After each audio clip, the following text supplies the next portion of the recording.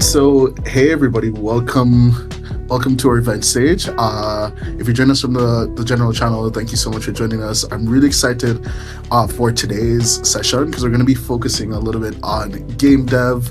So as you guys know, we're running the Play Everywhere Snap Games Lensathon right here on DevPost, and the goal of this challenge is to use Lens Studio to build a legit playable game using things like leaderboard, turn-based logic, and 3D physics. There's $30,000 in prizes on the line, and the deadline is coming up on February 3rd. So if you're looking to break into AR, just ship fun games to millions of users, you are in the right place. And obviously, the goal of these sessions on our Discords is to help you move from an empty project to a working game. So we've brought in the experts to help you with that. So I'm going to throw it over to Raag really quickly from the Snap team, just to give some just to make a really quick introduction for today's session, and then I'll just hop back in and kind of set tone for what's going on. Yeah, so great to hear, everyone. My name is Raag. I'm with Developer Relations here at Snapchat. This is really exciting because we're doing some interesting stuff. It's not AR only, by the way, answering the questions in chat. One of the really exciting things that we've been doing in Snapchat is, yes, it's true, we've been building an AR platform for quite a while, and we have our own game engine called Lens Studio that's quite robust, that can do a lot of things. And we have also adapted recently to kind of fully embracing games in 2D, 3D, and all sorts of different formats. And so what we've done is this game engine that will be familiar if you've used other game engines, Lens Studio, which is free to download at ar.snap.com. It's a very robust, quick tool. In fact, a lot of game developers I know prefer it to a lot of the larger game engines because of how easy and comprehensive it is and how fun it is to play with. We're really excited because we're having this contest where you can build for 4 different categories. You can create a 2D game, you can create a 3D game, you can build a game that's long form that uses persistent storage, or you can use a turn-based game, which is a game that you can actually play turns back and forth with people on chat and Snapchat. And we think that building games on Snap is really exciting because, one, we think that we have an amazing platform for distribution, where you can reach millions upon millions, if not billions of people when you publish a game to Snapchat. And 2, there's really, really great opportunities with Lens Studio to build a career doing it. We have monetization, we have things. We'll talk about some of that stuff later. But in the meantime, I want to pass it off to Ben, who can talk a little bit, who's going to guide you through how to build a game on Lens Studio. Cool. Thank you, Raag. Yeah. So my name is Ben Knutson. I am an AR developer, and I have been an AR developer since about beginning of 2018, right after Lens Studio was released to the general public. And I immediately fell in love with the platform for all the reasons that Raag was talking about. It's easy to use, it's robust, and it actually was also a great way for me to learn everything that encompasses AR development. I was just kind of beginning my development journey at that point. I didn't have any experience in coding, in 3D modeling, in shaders and materials and texturing. And I learned all of that via Lens Studio. So it's a great tool, not just for building experiences, but for learning these really valuable skills. So to start this off, Raag mentioned that there is a turn-based component that we can use, and that's what we will be building off of in this project. I'm essentially going to be building a turn-based tic-tac-toe game in Lens Studio. So if you all want to follow along, make sure you have Snap or Lens Studio downloaded so that you can kind of follow along as I'm doing this, or if you just want to use to kind of explore the project itself, I'm going to link the full video tutorial that has already been posted right here on the Lens Studio YouTube channel. So yeah, and I'm not sure if there is a recording, but if you do, oh good. But if you also would like just a more kind of guided and I guess nicely edited. If you don't want to hear all my ums and ahs and breaths, then you can watch the YouTube video, and it'll go through the exact same thing that I'm going to go through with you today. Cool. Okay. But So before you hop in, Ben, so just like really quickly for everybody, right now it's just going to be Ben on stage. I will be here and I'll be moderating the chat. So if you have any questions, feel free to throw them into the chat. We'll do like a Q&A at the end and then also try to answer any questions unless I realize that everybody's like kind of confused about something. So let's like keep the interactions in the chat for now. And then yeah, at the end is an opportunity for you guys to ask questions. So really quickly, let me just like stop streaming here, and then Ben, I'm gonna throw it over to you. great. And yeah, if you do have questions as I'm building things that you'd like to know, please mention it in chat. And if somebody sees it, because I'm going to be looking at my other screen. So if you have a question and I don't get to it in there, maybe Raag or Jadon can jump on stage and let me know. Cool. All right. So I will start streaming. If you aren't familiar, this is what the empty Lens Studio project will look like when you open it up. There's a few main panels here. If you worked in Unity or Unreal Engine, you're probably already familiar with a lot of these. We have our scene hierarchy. This is where we build everything in our scene, where all of our objects, cameras, and everything will be held. We have our asset browser in the bottom left. That's where we're going to import all of our assets, whether it be textures, 3D models, scripts, anything like that. And here we have our scene panel. This is where we can actually place things and move them and adjust them in a 3D and also a 2D view. We have our logger panel for scripting. We're needing to print stuff and test the output, which we'll be doing later. Inspector panel is going to allow us to modify the components in our scene objects. So this camera object has a camera component, and this is where we can modify all of those properties. And finally, we have our preview panel on the right here. This is where we can change to different previews or people or actions. Like if we wanted to test a lens that has something that happened when someone smiles, we can grab one of these and test it out in real time. And this is really valuable. We don't have to compile or run our game every single time. It will just happen in real time when we make our changes. So it's a very fast workflow to get through, and yeah, it's very easy. There's also the Lens Studio AI tab here. This has a lot of really cool features that Snapchat has built for us to allow for some really, really cool effects using AI. So, all right. So I'm just going to get back to like a static background here. Yep, this is an application that you can download at ar.snap.com/download. So to start off with this tic-tac-toe game, I'm only going to be bringing in 3 assets from the outside, and those are going to be just 3 textures. We're going to have our O texture, our X texture, and just a line texture to build the grid. So let's just build that grid really quick. And I'm going to open up the scene hierarchy panel here with the plus icon. And I'm going to go to the screen image and click that. There's a couple different there's a regular image and a screen image. The screen image will work with the orthographic camera in screen space. This is what we want to use when we're just using like 2D images that we want to like to work on different aspect ratios.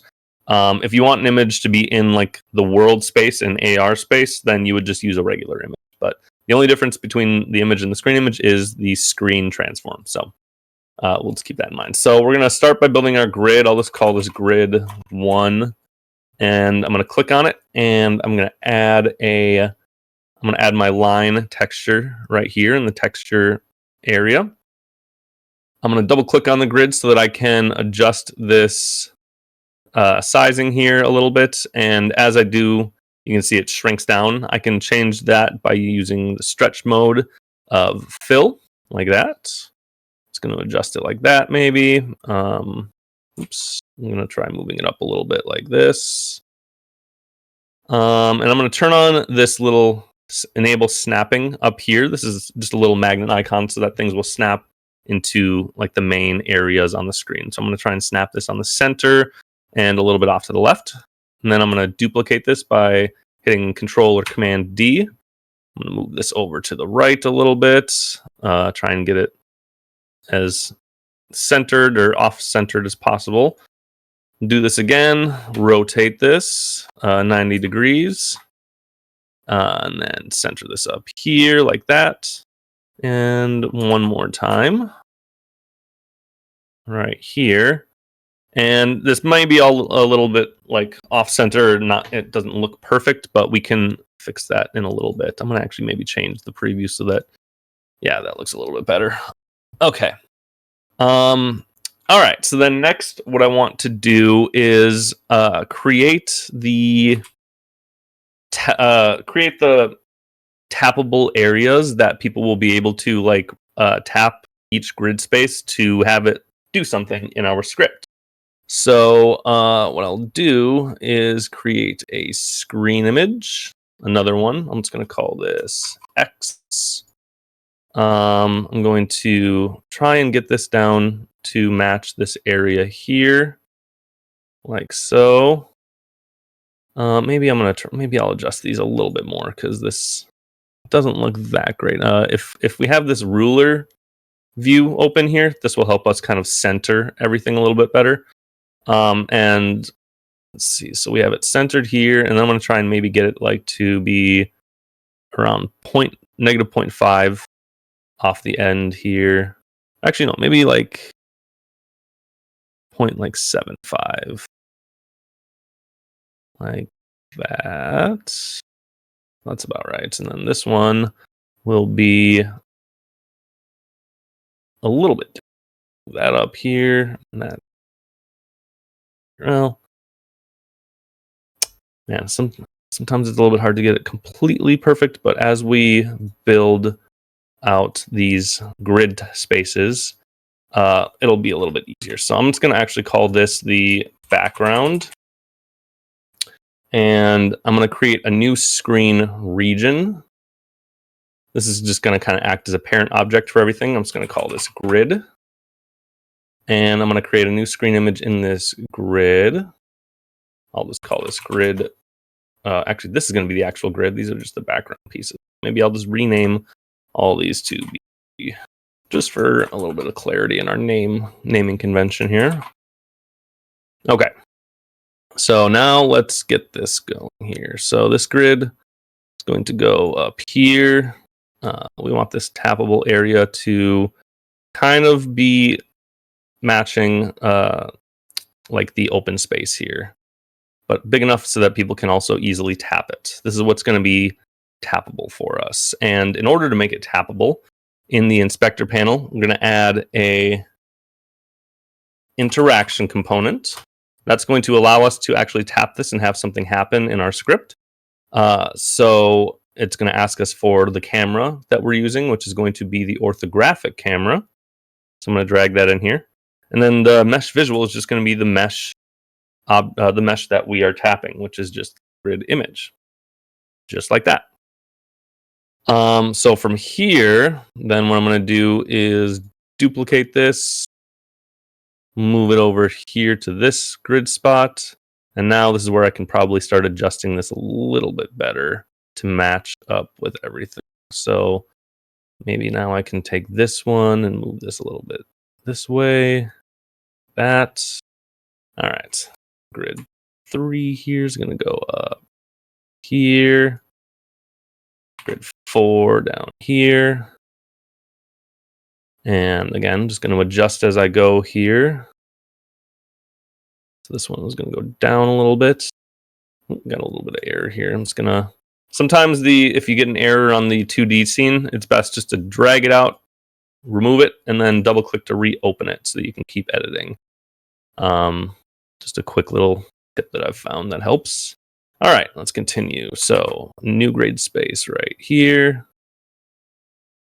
Make sure to keep that snapping enabled. And I'm just using zoom, and also I'm using my mouse scroll wheel to kind of click and drag around this to make that a little bit faster.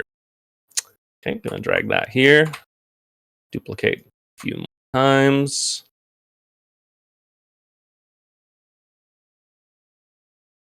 That's good. Okay. So we have all of these here. I'm going to now just actually make these all invisible by turning the alpha slider all the way down, because these are essentially just the areas that we're tapping. We don't need to actually see that. Cool. All right. Now we have our background. We have our tappable grid. I think the last thing we'll need for now is to add another screen image. I'm just going to call these X's and O's. This is where we're going to actually populate our X's and O's in the scene. So I'm going to add one more screen image here. You know what? Actually, it might be easier just to duplicate this grid one more time. Bring it up here. I'm going to call this one X. And you can see that as I move the slider for this single one, it affects all of them. And that's because they're all using the same material. So this one's image 3. Call this grid. Image 2 is, let's see what image 2 is nothing, so we don't need that. It's going to be the image 4 that we'll use for this. And I'm going to call this X for the X material. And then I'm going to add the X texture to it. And I'm going to also go back and make all of those grids invisible. Okay, so we have the X material. Let's change the color to be red, just so that it's a little bit more obvious and sticks out a little bit more. It's a little bit off center, so I'm going to actually shrink it down and match it up with that position. Like right here, so. Okay, so we have this X, and that's really all we need for that. So I'm going to right-click on it, and I'm going to save it as a prefab. For those of you who are already developers, you probably are familiar with prefabs, but if you're not, prefabs are a way for us to dynamically spawn in multiple objects into our scene. It's kind of all packaged up and ready for us to bring it in with just a simple instantiate command. And that allows us to create lots of different materials procedurally with our scripts, or lots of objects with our script procedure. So then we're going to save as a prefab, and now we can see it has this green little icon here as an object prefab. That's all we need. So then what I'm going to do is duplicate this. I'm going to disable this one. This is going to be our O. I'm going to create a new material by duplicating, and that's Control Command D. I'm going to rename this one to O. We're going to add that material to this image, and we're going to adjust it. So now instead of the X, it's going to be the O, and we'll make it a blue color. I'll make it a little darker like that. Okay, good. So now we're going to save this one as a prefab as well. And we're going to do one more, which is just going to be invisible. This is just going to be something that will show up. It'll just make the scripting a little bit more streamlined. But yeah, we'll go over that in a little bit. So then I'll create one more material, call it invisible. And to make it invisible, I'm going to take off the base texture. We'll just go back to a white base color. And I'm going to turn off all of the color masks here so that it basically shows nothing. And then I'm going to add that material here and save it as a prefab one more time. Perfect. So now we have all of those ready to go. And I think now we can start scripting. So I'm going to, in the asset browser, actually, you know what? Before we start scripting, we're going to need to add the turn-based component. That is what's going to enable us to send these snaps back and forth to our friends and actually play with our friends here. Before the turn-based component, lenses were largely single player, or games were largely single player on Snapchat. There is another form of multiplayer, which is going to be actual live multiplayer. Think like platformer games that you could play with somebody at the same time. But the turn-based component is unique because it allows you to save custom data between sessions with your friends. So that unlocks a lot of potential games that you can make that are turn-based. So we're going to go up here to this asset library icon and click on that. And if you haven't already explored this, you can see there is a ton of resources that are already available to you, 100% free. I I can say that in about every single project that I use, I'll be using the asset library for some form of thing. Looks like somebody already built tic-tac-toe AI. So if you just want to skip it all and use that, then go for it. But we're going to search for turn-based. And we're going to install the turn-based component I already have. Remove it so you can see. I'm going to click install here. And then we're also going to be using the turn-based player info. And we'll go over that in a little bit as well. But that allows us to add Bitmoji and other information about people who are playing. So I'm going to just organize the scene hierarchy here a little bit. I'm going to create a scene object and call it helper scripts, or just helpers. I'm going to drag this up to the top of the scene, and I'm going to bring the turn-based and the turn-based player info components up into the helpers panel here, or in the scene object here. So in the turn-based component, there's a lot of different things that we can adjust here. For now, we'll leave most of this as is by default. The one thing that I want to talk about is the tappable areas. So when we add these tappable areas, what they allow us to do is grab this grid spaces, bring them in here, and this isn't necessary. You don't have to use the tappable areas for your turn-based lens, but what this does is, like, when somebody sends a snap to their friend and they see that snap preview before they open up the lens, they will actually be able to tap on that snap on one of these tappable areas, and we can send data based on that. And it's also just a quick way for them to jump right into the game by clicking one of those tappable areas. So it's nice practice to have that. The only thing, though, is that you need to make sure that the tappable areas don't take up more than a total of, I believe it's 0.4, or it's basically 40% of the entire screen. And I think it'll tell us if that's the case when we finish adding these. Let's see what it says here. Turn-based input was not provided for turn-based player info in the logger here. So the logger, you're going to want to pay attention to this when you're adding stuff in scripting, because it's going to tell you what's going wrong.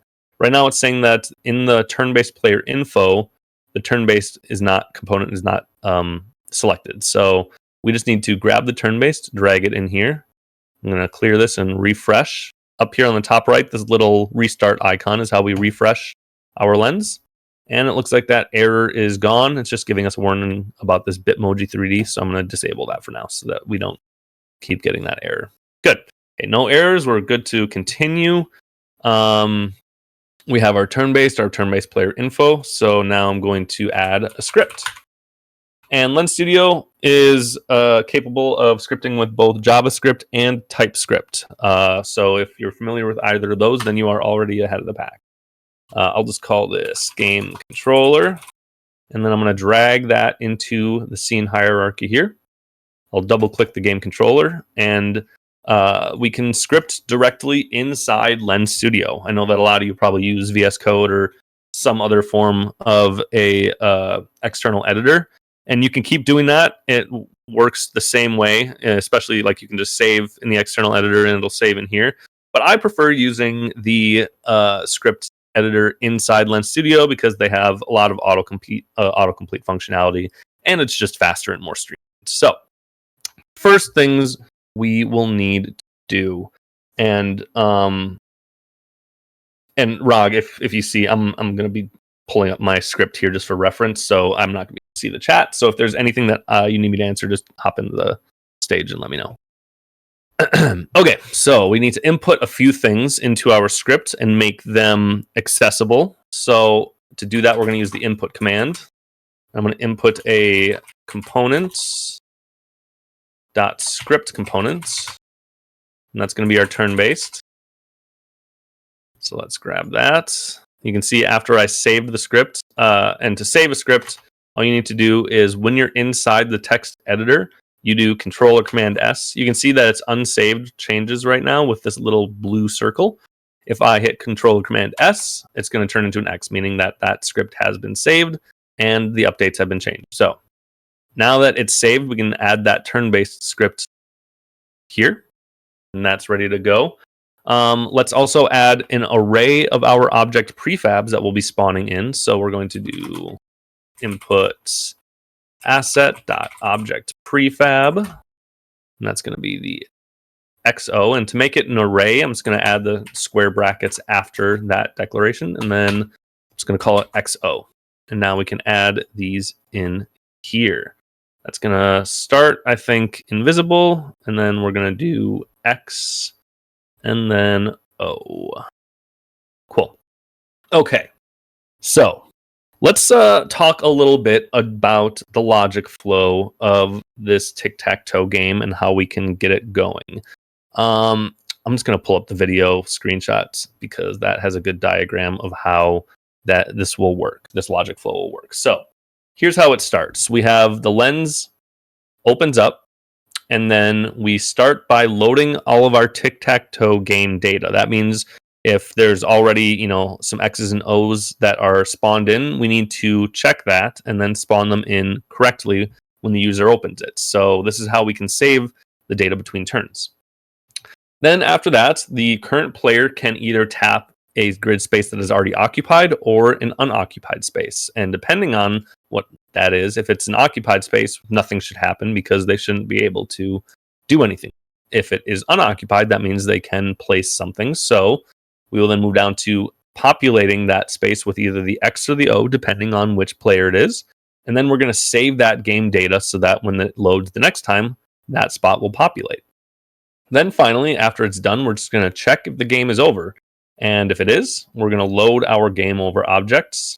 And that's going to be something we'll do at the end. And then we will determine if that is a winner or if it's a tie or, And then if it's not game over, then we're just going to prompt the player to send the lens to their friend to continue the game. And once they send it, we loop right back to the lens starting. So the beauty of these turn-based games in Lens Studio and Snapchat is that we only really have to build out one turn and just kind of loop it back and forth. So it kind of is more simple than you would think it would be.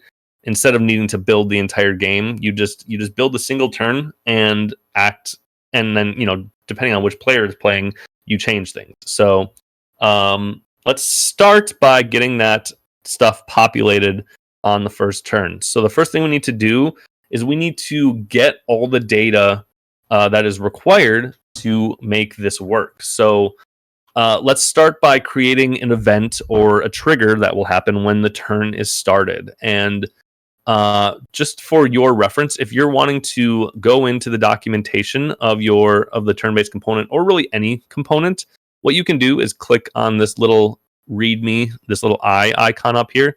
You can also click the turn-based documentation right here, and that brings up the web view.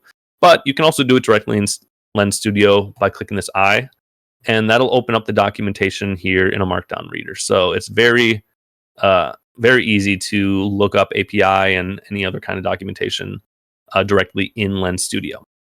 Cool. So now what we're going to do is I'm just going to look for what we need for our event, which is going to be on turn start. And let's find that here. API reference is just on turn start. So we need to reference that in the script. So it's going to be, let's create the function first. Let's see, that's going to be function. I'm just going to call it turn started. And then after that function, I need to connect it to the on turn start event in the turn-based component. So it's going to be script.turnBased. And it's going to be on turn start, and then we're just going to add the function to it. So add turn started. And just to test if this works, I'm just going to print turn started here. And we can see in the logger, it works when the lens opens. Every time I restart the lens, it's going to say turn started. So that works. Now, we need to do a few things in our turn started function here.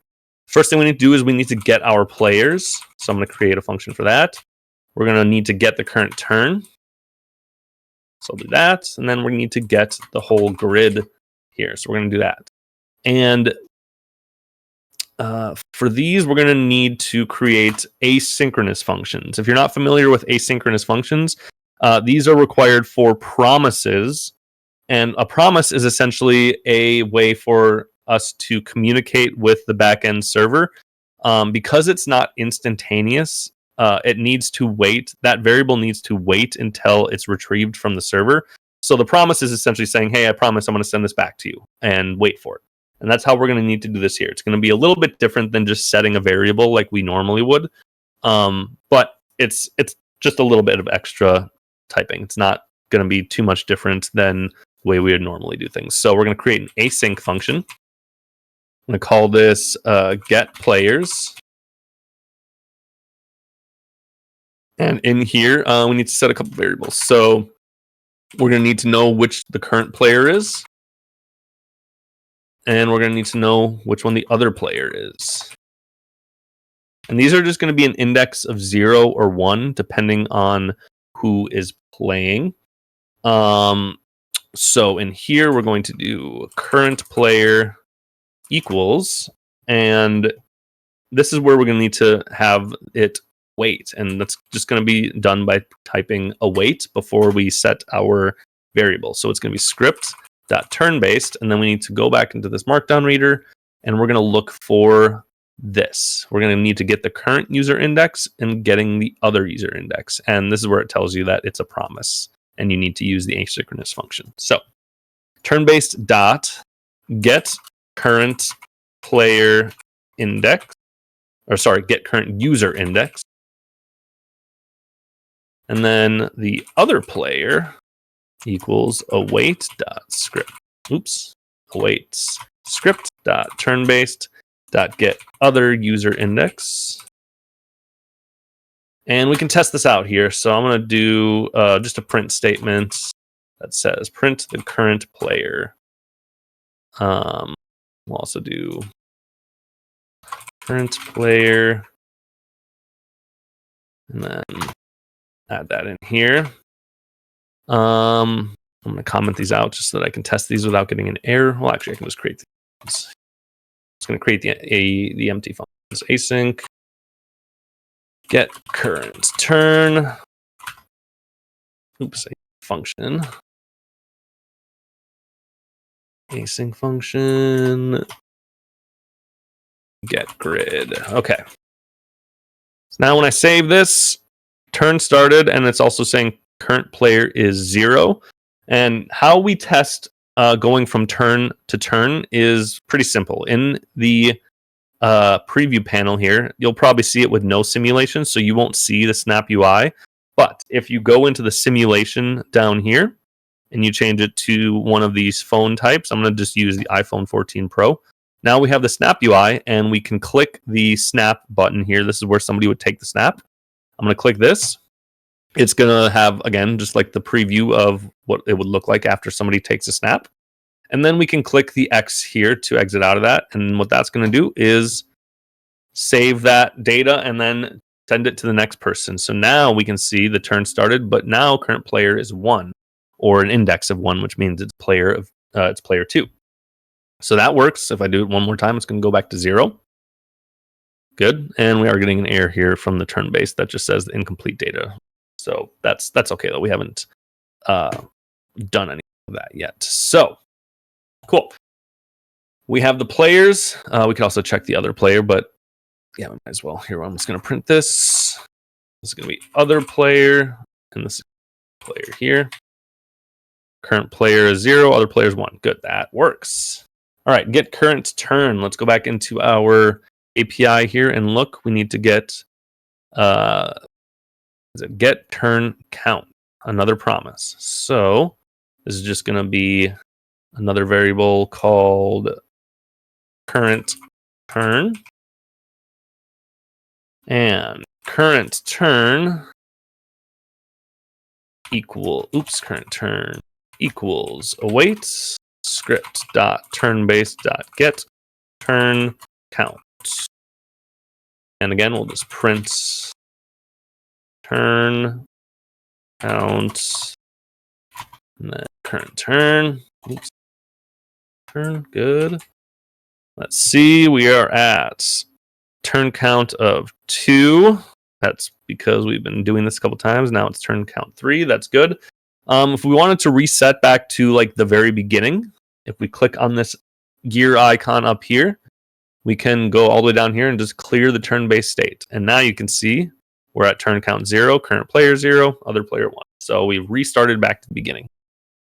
Okay, finally, we need to get the grid. And this is going to be the main thing that we are sending back and forth to our friends. This is going to be the data that shows us what is populated in this tic-tac-toe grid. So, this is where it can get a little bit confusing because we need to be very intentional about the data types and the that we are kind of sending back and forth. We want to make this as simple as possible because it can get overcomplicated very fast. So if there's ever a time that you need to really kind of plan out and think about the code a little bit more, this is it. So in this case, the most simple way is to think about this as an array of numbers. And this is why I have these 3 prefabs here. We're going to do this as a grid, or an array called grid. So I'm just going to call this grid. And I'm going to set it to an empty array like that. So to do this, we need to go in here. And I'm going to look for a specific thing, which is the global variable. So get global variable and set global variable. This is how we can get our values here. So to start, we need to get the current values. So it's going to be grid equals await script dot turn-based dot get global variable. And then in the markdown reader, it says that we need to have a key, which is going to be a string. And that's just going to be like a value that will represent whatever variable we're creating. In this case, I'm just going to call it grid. Right now, if this ran, it's going to look for this grid and this grid key and see that there's no existing data there. So we need to account for that. So we're going to check if the grid is undefined, because initially there will be no grid. So when it first starts and it sees that there is no grid, we're just going to set this grid to a default of 9 zeros. And zeros are going to represent the invisible. That's why we have the invisible in the first index, or the 0 index. And then 1 is going to be X, 2 is going to be 0. So, or O, not 0. And then we need to populate the grid here based on what these are showing. So let's, after this is done, let's populate the grid. And this does need to be done inside this asynchronous function, simply because this is it needs to wait until this grid data is retrieved. If we didn't wait, it would always just come up as undefined right away, because this would happen. Like, let's say I called this function outside here in this turn-based. This would call immediately when the turn-based, when the turn starts. It wouldn't be waiting, so we need it to wait.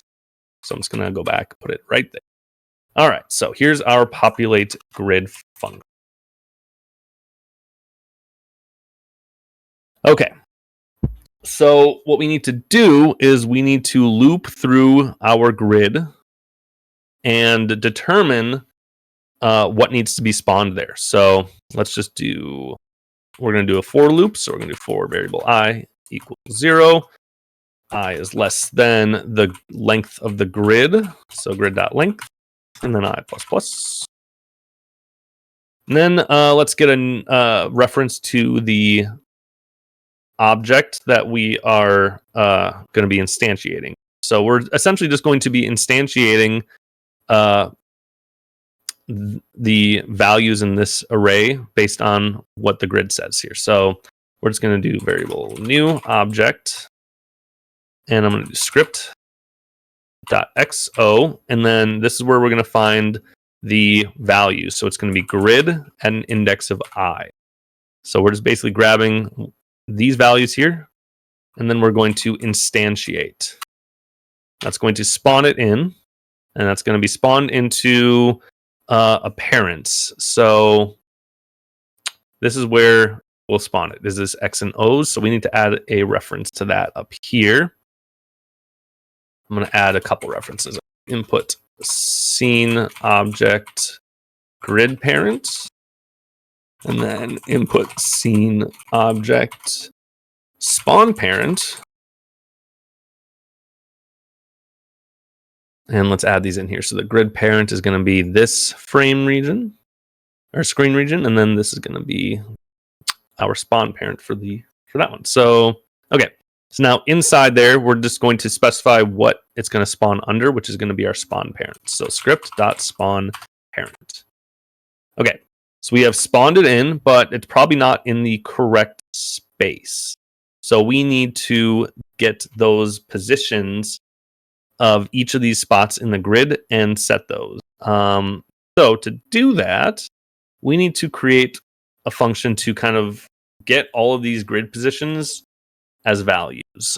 This could be done manually, but it will probably be easier just to loop through and get create a function to do that for us. So create another function, call it get position grid.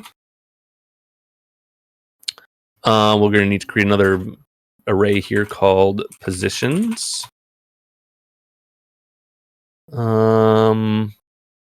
Okay, and then in this position here, we're going to need to loop through those grid spots. So we're going to create another for loop for I equals 0, I is less.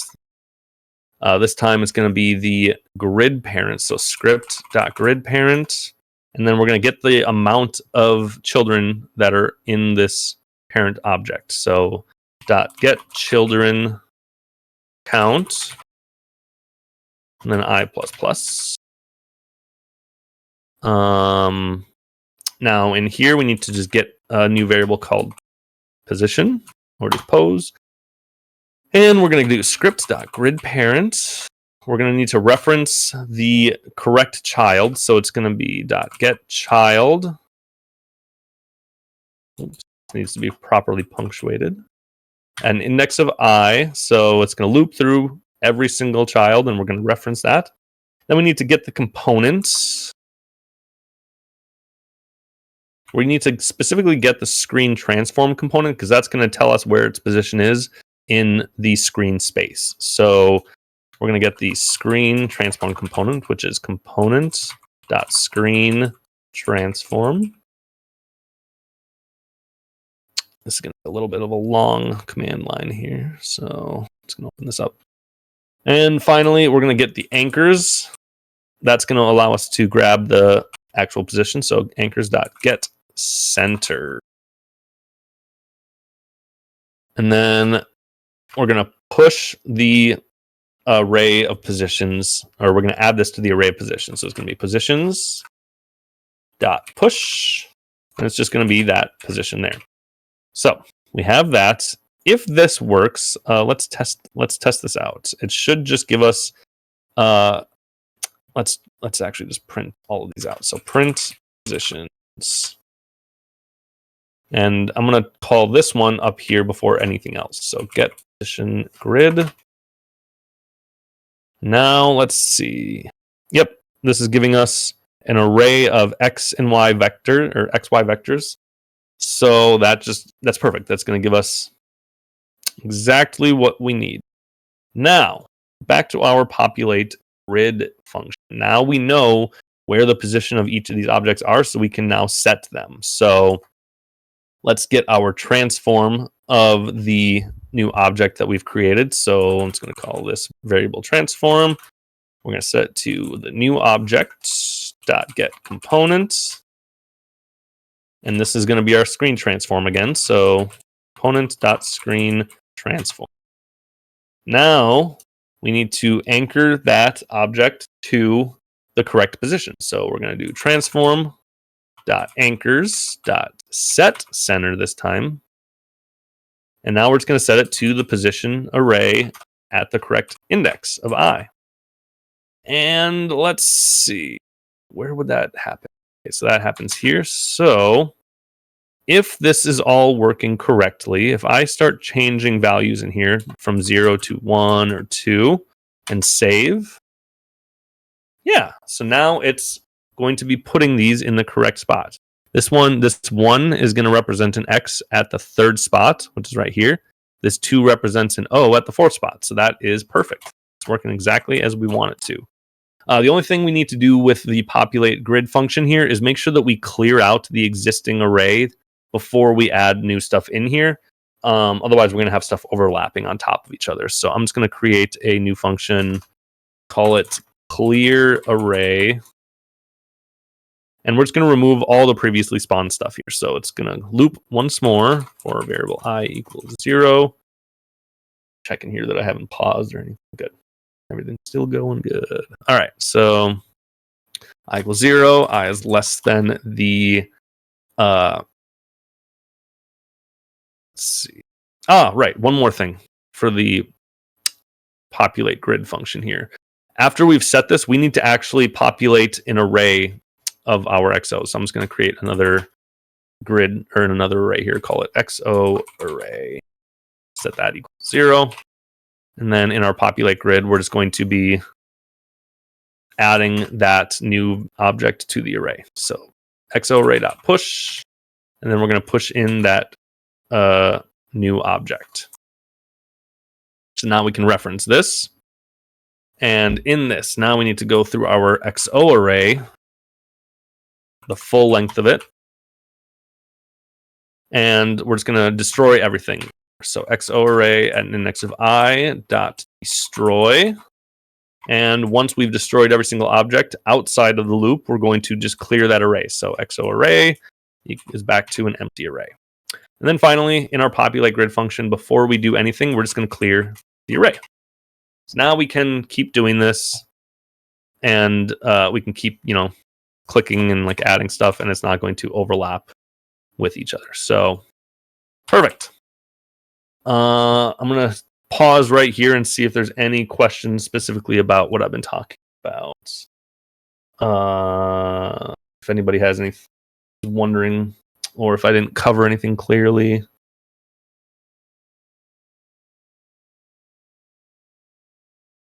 Wait a couple seconds. Seems like people are typing.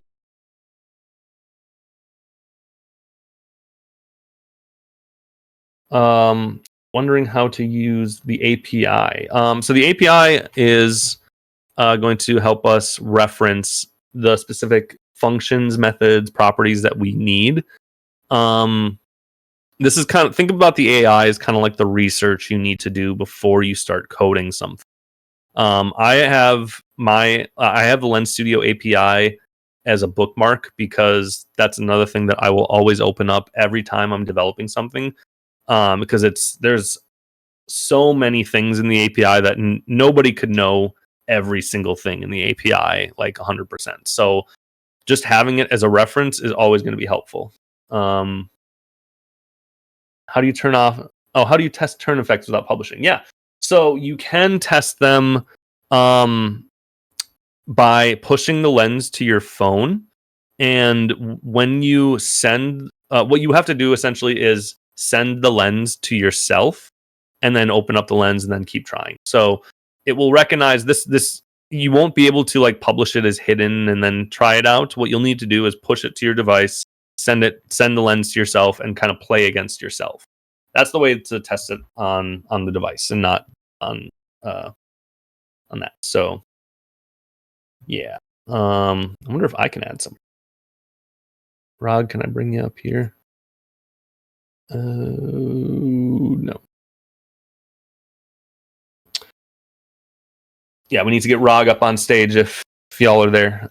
Anyways, all right. So somebody's asking what an example of API is. API just stands for application. Wait. Oh man, what does API? Something application something interface. But this is an example of API right here. It's just a reference to all of the possible things you can do in the code. Anything that's possible will be in the API. So, like for example, how to like input stuff to the script is going to be in the API. How to instantiate objects into the scene is going to be in the API. You just need to go into there and search it. Application programming. Thank you. Yeah, and I think some of his question is he's trying to figure out how to use external APIs using probably the remote service module and Lens Cloud. Yes. Okay. Yeah. There are some APIs in the asset library. I won't go too far into it, but where would that be? Here we go. In the APIs, there are already a ton of things that are added. So like you can get the weather API, and We're not just seeing like that. oh, is this not sharing my entire screen? I thought I was sharing my whole screen. Yeah, I think you'll have to just look at the asset library yourself. It'll be hard for him to flip around, but it's in the remote service module documentation that I dropped in. And yeah, there are various APIs that you have the ability to use. You can't just use anything because there's a lot of restrictions when it comes to. No, that's not what I want to share.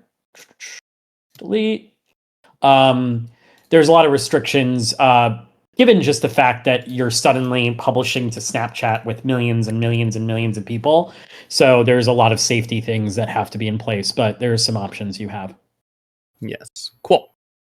All right, moving on. So now we have the ChatGPT is for the competition. I would say I don't know if it's allowed. I would guess it is allowed, but It is allowed, but our ChatGPT implementation just has a lot of restrictions. And yeah, so yeah.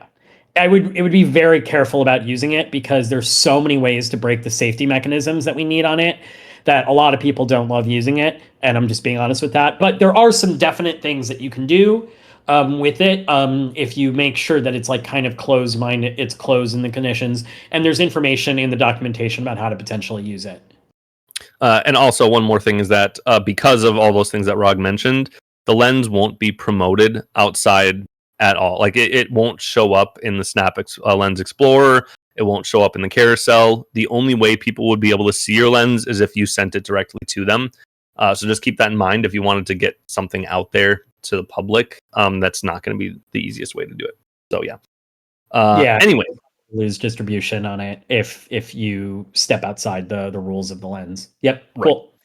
Right. Okay, so now we have gotten to the point where we can now start like tapping the grid. We've populated the previous turn in the populate grid and get grid functions. Now we need to be able to tap the grid and add stuff to it. So I'm going to create a function called grid tap, and we're going to need to add one parameter to pass in, and I'm going to call it grid index. This is what is going to be telling us which of these grid objects were tapped. So this is going to be something that is going to be called from outside of this script. And in order to make that happen, we need to add an API reference to it in our script. So it's going to be script.gridTapped. We're just going to do script.the name of the function, and then we're going to set it equal to this name of the function, grid tap. It's just as simple as that. Now we can call the grid tapped function anywhere outside of the script just by referencing that script. So now we're going to create another new script. We're going to call it grid tapped. Open it up. And in here, this is where we're going to be attaching this script to these grids so that we can detect when they're tapped. And that's why we added this interaction component, because as we start, first we need to add a reference to the script component. So component.script component. Let's call this controller. And then we're going to create a tap event. So function on tap. I'm going to create this. Then do script.create event. It's going to be a tap event. And we're going to bind that event to this function. So on tap.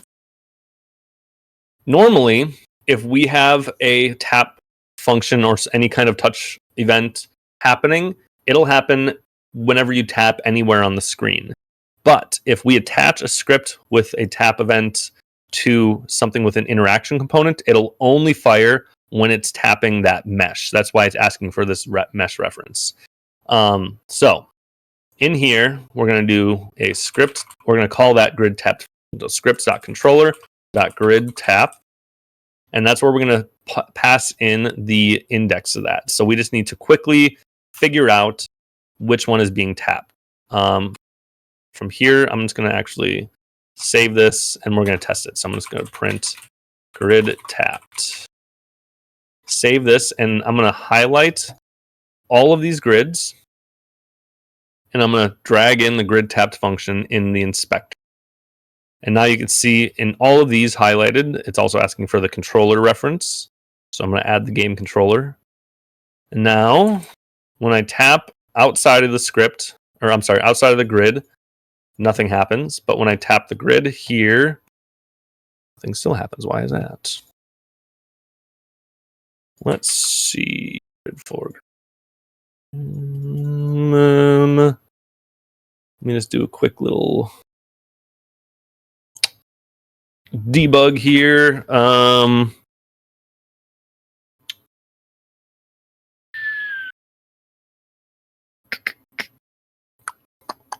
This is why we have print stuff. Oh, wait, it is working. I did not see that. Grid tapped. Wait, some of them are working. Wait, kind of works. What's going on here?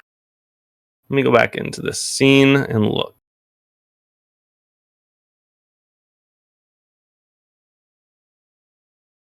Oh, wait, hold on. Wait, no. That's not. Is it because there's a. Okay, now it's just. Whoa, what is happening here? Give me a second. Something weird is happening that I did not anticipate. What if I remove all of these interactions?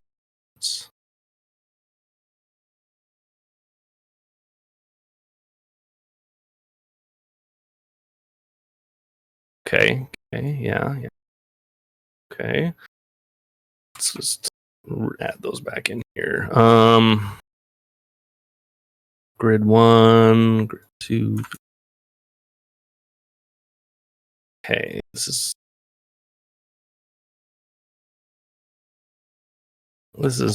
odd. But I'm gonna keep going and I'm gonna keep going with this function.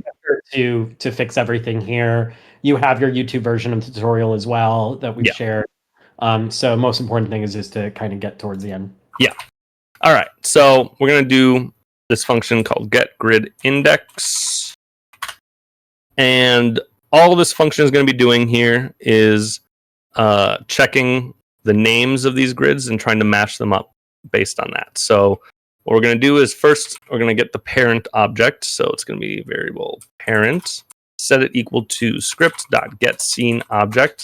So we're referencing the script inside this grid and then getting the scene object. And then from there, we're just going to get the parent, which no matter which one of these grid, it's always going to be this top grid object here. And now we're going to loop through everything in under that parent. So variable I equals 0, I is less than parents dot get children count I plus plus. Now we need to check if the parent's child at that index,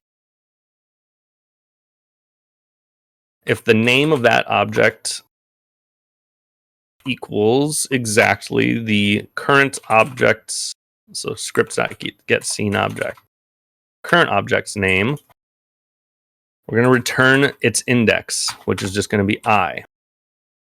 And now, inside this grid tapped function,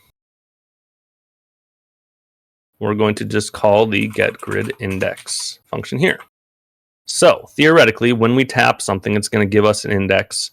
The top left one would be 0, the top or the bottom right one would be 8, which is the last index. So back in this grid tapped function, we're going to just print the grid index just to make sure that it is working, hopefully.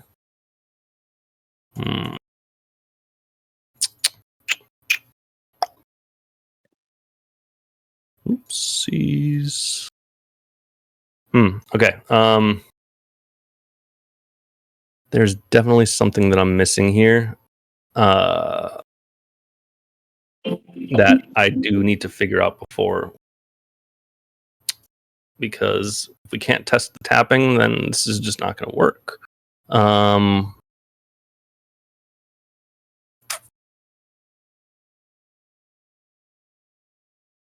You know what might help? I'm going to save this project. Luckily, I have the original project that is referenced in the video that we can open up and check.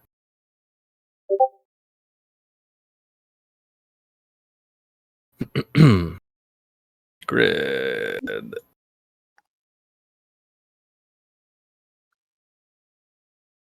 Mm-hmm. Mm-hmm.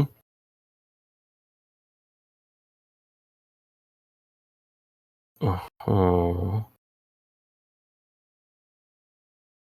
Yeah, that is the exact same.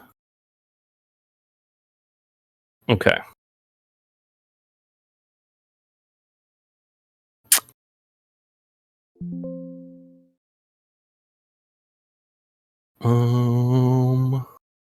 Wonder if I do touch start event. Okay, that's good. That's good. It's not a function if parent.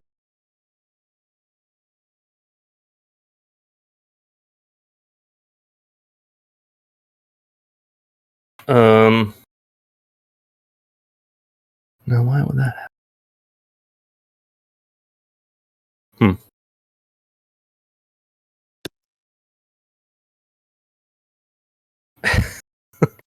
Um.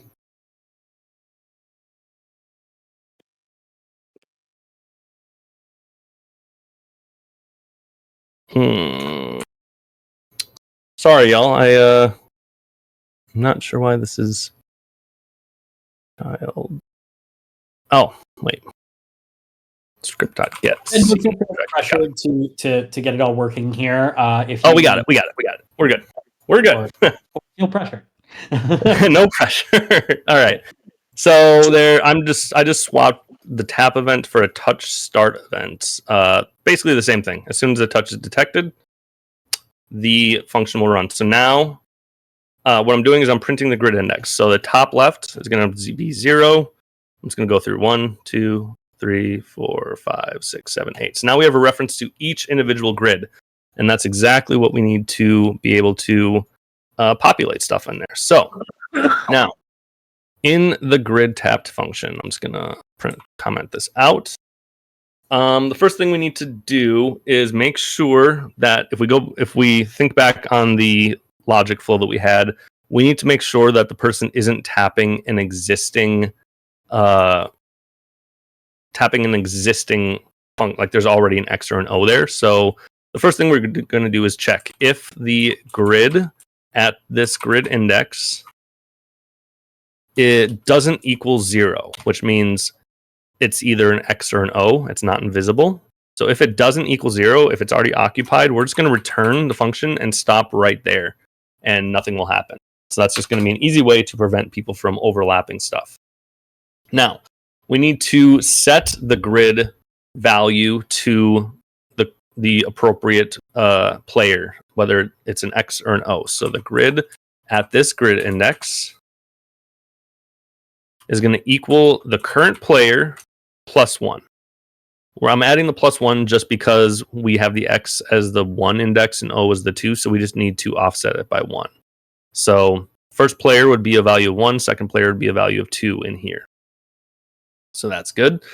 Then we're going to populate the grid again. This is why we wanted to clear the array and create a new one every time, just so that we'll not overlap stuff. So populate the grid, and then finally what we need to do is we need to set the grid value here. So up here we're getting this grid value and saving it. Up here we're going to set it. So we're going to do script.turnBased.set global variable. And we're going to use that correct key, which is grid. And then we're just going to set the grid array here. So with this, now every time I tap on here, it'll populate an X. And if I was to send this to the next person, it would be O's. And you can see that if I try and do, well, actually, what I'll do to test this out now is send this to the next player. You can see that we've changed to the next player, and these are still there. And if I try and click on the O's, it's not going to add anything. So everything is working as it should so far. Clear the turn-based state so that we're back to default. The only problem here is that people can just keep tapping. That's not going to work for us. So we need to do a few things. The next thing we need to do, because when you think about this logically, when somebody taps, every time somebody taps the screen is when we would need to check if there's a winner. Because once they tap, like once they populate it, it's going to either be 3 in a row or not. So we're going to do a new variable called winner. And let's set it to a function called getWinner. And now let's create that function.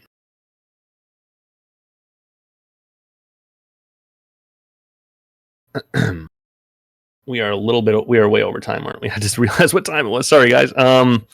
I'll try and go fast here. So this, I'm not going to go too much into this, but the win condition here is going to be an array of arrays, basically, that's going to tell us what are the winning combinations here. And this is just what it's going to be. So the rows, like the index of 0, 1, 2, that's a win. 3, 4, 5 is a win. 6, 7, 8 is a win, along with the columns and diagonals. So these are all the possible win conditions. And then what we're going to do is loop through them. So for I 0, I is less than wins.length plus. And then we're going to set these to new variables here. So we're going to do variable A equals wins at an index of I and 0, which means we're just checking the first index here, which is going to be A. And then we're just going to call this B and C. Again, not going to explain this too much. This is just going to be a quick way to determine if we have a winner. And I'm just going to start copying here just to make this a little bit faster. Okay. Here we are checking if the grid, if these 3 grid spots are the same. So if they're all X's or all O's, then we're going to return either X or O, which tells us who the winner is. Actually, this should be done inside the for loop. My bad. Here. Okay. And outside the for loop, if there is no winner, we're just going to return 0. That'll tell us that no winners are happening. So now, in here, in our get winner function, or in our winner variable, we're going to check if winner is not equal 0. Then we are going to set this to be the final turn. So script.turnbase.set is final turn. It's going to be true, and that's going to allow us to then basically tell the turn-based component that's the final turn, and then it'll send kind of like an end screen preview. And then outside of this, if the winner does not equal 0, I'm just going to copy all of this here and explain it to you. So, somebody won. We're going to show the result. We don't have this stuff. This is going to be the end game stuff that we don't really have time for right now. So we're not going to do this. And then finally, we're going to end the turn. And ending the turn is going to then manually kind of take a snap for the user. So now you can't continue going. And now, what I'm just going to do is print this. So I'm just going to do print winner here. And then in here, if it's turn 8, which means everything's filled, and there is no winner, we're just going to print tie. So let's just do a quick test here. So right there, we have a winner, and that's player 2. Yeah, and that is the basic logic of this. I'm sorry I didn't have time to go through the turn-based player info component, but you can definitely check out the video to do that. and that's where you can have an end screen. And let me just actually open up the project to show you what that looks like. Yeah, you could download the project file and you can see the YouTube version at the link that we have here. So feel free to go to that tutorial and get to the end. Yeah. Cool. Hopefully that was somewhat cohesive and made a little bit of sense. But again, the video should go over everything in detail, and it also has a link to the final project. So if you're one of those people that likes to just kind of comb through and see how things work, feel free to download it and check it out there. Yeah, I linked some other tutorials in the chat. I'm also going to drop all of the other links that we were calling out right here. Where to download Lens Studio, where to find the Dev Post Hackathon, Lens Studio documentation, Lens Studio YouTube page, and Discord channel. Ben, you did a fantastic job. Don't worry that you got a little tripped up there. It's totally fine. I think everyone got a good sense of what it's like to go through the process of Lens Studio. I feel like it's a really great tool to use to get towards game development quickly, and it could really spur some interest, I think, in all of you. We would love to see you all enter our Dev Post Hackathon. Yeah, totally agree, Rag. Thank you guys so much for making the session happen today, and thank you so much to everybody in the community for hopping on with us. Yeah, I mean, if you guys have any questions, feel free to hop over into the Snap AR Discord, or feel free to ask here in our server. Yeah, thank you so much to everybody for joining us. Enjoy the rest of your day and have a great weekend. Yeah, if you have any really long-term important questions, we're gonna have a couple office hours on our Discord the next couple weeks. We'll be posting about that in the Dev Post, and then also please use the discussion forum in Dev Post as well, because that way I can track down those questions. Great. We're really excited to see you all get towards the end of your games. All right, cool. Thank you, Rag. Thanks, Thank you, everyone. Ben. Thanks, Ben. Have a great one. Appreciate it. Thanks, Bye. Shannon.